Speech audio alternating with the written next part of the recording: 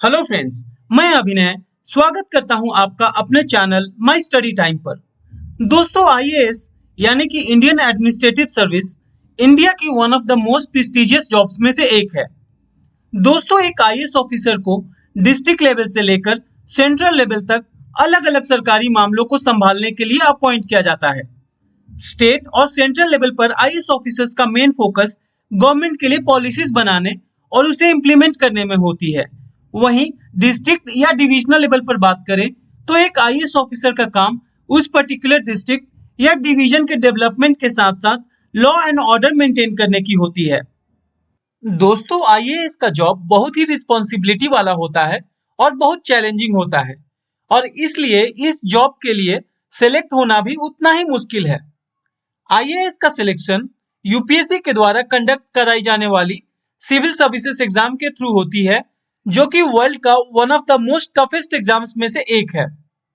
Civil services exam qualify करने के बाद जो भी कैंडिडेट्स आईएएस के लिए सिलेक्ट होते हैं, उनकी 2 साल की training Lal Bahadur Shastri national academy of administration यानी कि लबसना में होती है, जो कि मसूरी में सिचुएटेड है। दोस्तों, आज के वीडियो में हम बात करेंगे कि एक आईएएस ऑफिसर की सैलरी कितनी होती है, उन्हें क्या क्या अलाउंसेस दी जाती हैं। तो चलिए शुरू करते हैं। दोस्तों, 2 साल की ट्रेनिंग खत्म करने के बाद आईएएस ऑफिसर्स को उनका कार्डर एलोकेट होता है और उसी के अनुसार उनकी पोस्टिंग भी होती है। बहुत सारे लोग ये समझते हैं कि सारे आईएएस ऑफिसर्स की ज्वाइनिंग एज अ एसडीएम होती है, पर ऐसा नहीं है। अगर किसी आईएएस ऑफिसर की पहली ज्वाइनिंग किसी स्टेट के सेक्रेटेरिएट में होती है तो उन्हें अंडर सेक्रेटरी का पोस्ट दिया जाता है, और यदि पहली ज्वाइनिंग सेंट्रल सेक्रेटेरिएट में होती है तो एक आईएएस ऑफिसर को असिस्टेंट सेक्रेटरी का पोस्ट दिया जाता है। और यदि किसी आईएएस ऑफिसर को किसी भी स्टेट का डिस्ट्रिक्ट एलोकेट होता है तब उन्हें एसडीएम की पोस्ट दी जाती है। सैलरी की बात करें तो दोस्तों, 7th पे कमीशन के अनुसार शुरुआत में एक आईएएस ऑफिसर की बेसिक सैलरी 56,100 रुपए पर मंथ होती है, और जैसे जैसे सर्विस का पीरियड बढ़ता जाता है, पोस्ट और सैलरी दोनों चेंज होती जाती हैं। एक आईएएस ऑफिसर की मैक्सिमम बेसिक पे 2.5 लाख रुपए पर मंथ तक जाती है, जो कि बेसिकली एक कैबिनेट सेक्रेटरी की सैलरी होती है, और उसके लिए एक आईएएस ऑफिसर को एटलीस्ट 37 सालों की सर्विस देनी होती है। दोस्तों, जैसा कि हमने पहले देखा कि एक आईएएस ऑफिसर की स्टार्टिंग बेसिक सैलरी 56,100 रुपए पर मंथ होती है। दोस्तों, बेसिक सैलरी के अलावा कुछ एडिशनल कंपोनेंट्स भी हैं जो कि एक आईएएस ऑफिसर को दी जाती हैं। जैसे कि पहला कंपोनेंट है एचआरए यानी कि हाउस रेंट अलाउंस।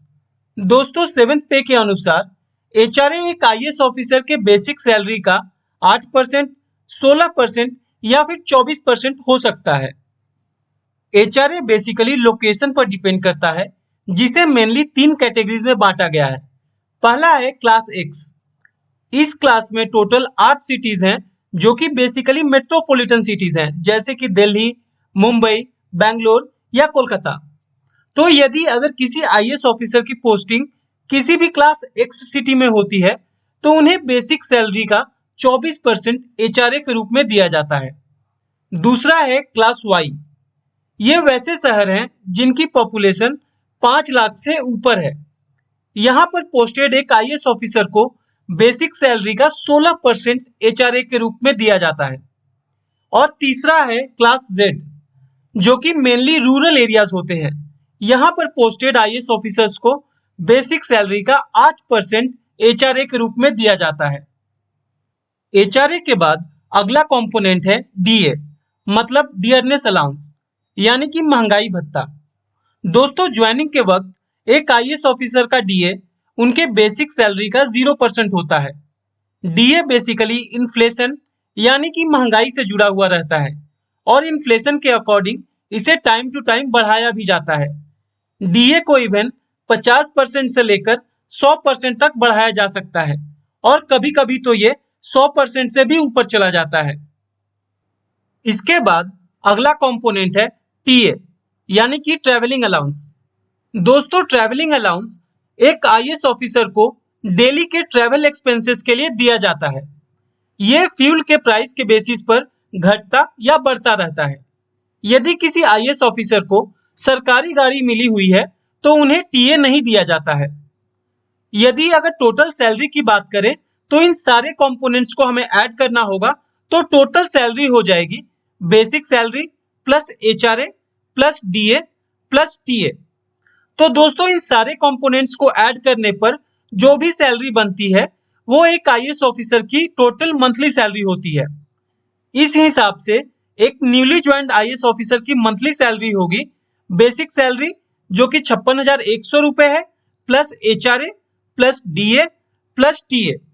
और वहीं एक कैबिनेट सेक्रेटरी की मंथली सैलरी बनेगी 2.5 लाख रुपए प्लस एचआरए प्लस डीए और प्लस टीए। तो ये हो गई सैलरी की बात। दोस्तों एक आईएएस ऑफिसर को सैलरी के अलावा और भी बहुत सारी फैसिलिटीज दी जाती हैं, जैसे कि सिक्योरिटी।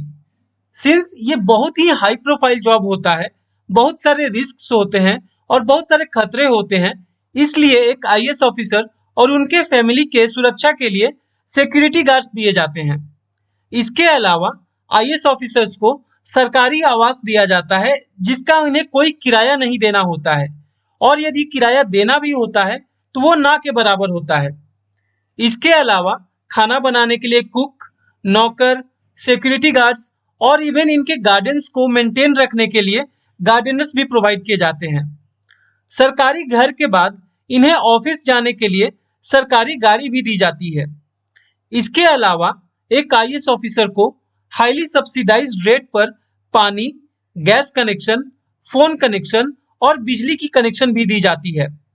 और जब एक आईएएस ऑफिसर मीटिंग के लिए बाहर जाते हैं तो इनको ठहरने के लिए सरकारी गेस्ट हाउस भी दिया जाता है।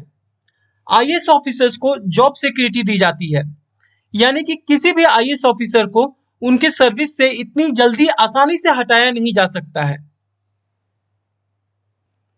इसके अलावा एक आईएएस ऑफिसर को हायर एजुकेशन के लिए स्टडी लीव्स भी दी जाती हैं।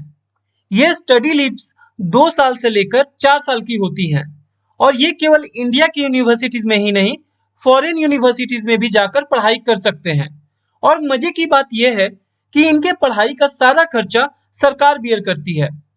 बट इस फैसिलिटी को अवेल करने के लिए एक आईएएस ऑफिसर को कम से कम 7 साल की सर्विस कंप्लीट करनी होती है।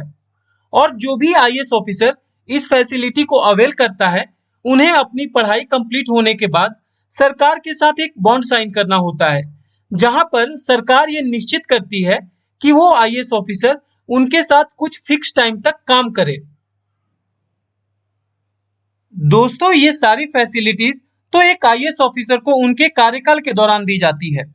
रिटायरमेंट के बाद भी आईएएस ऑफिसर्स बहुत सारे बेनिफिट्स, बहुत सारे फैसिलिटीज एंजॉय करते हैं, जैसे कि इन्हें किसी भी कमीशन में अपॉइंट किया जा सकता है, इन्हें लाइफ टाइम पेंशन दी जाती है। इसके अलावा कई आईएएस ऑफिसर को उनके एडमिनिस्ट्रेशन में एक्सटेंसिव एक्सपीरियंस की वजह से बड़ी बड़ी प्राइवेट कंपनीज हायर भी कर लेती हैं। तो दोस्तों ये बहुत ही क्लियर है कि जो भी पावर, प्रेस्टीज और फैसिलिटीज एक आईएएस ऑफिसर को मिलती है उसका कोई कंपैरिजन नहीं है। जो भी जिम्मेदारियां ये निभाते हैं, दे ट्रूली डिजर्व इट। सो दोस्तों आज के वीडियो में इतना ही। आई होप कि आपको ये वीडियो अच्छी लगी होगी। अगर वीडियो अच्छी लगी होगी तो वीडियो को लाइक और चैनल को सब्सक्राइब जरूर करना। मिलते हैं अगले वीडियो में, तब तक के लिए जय हिंद।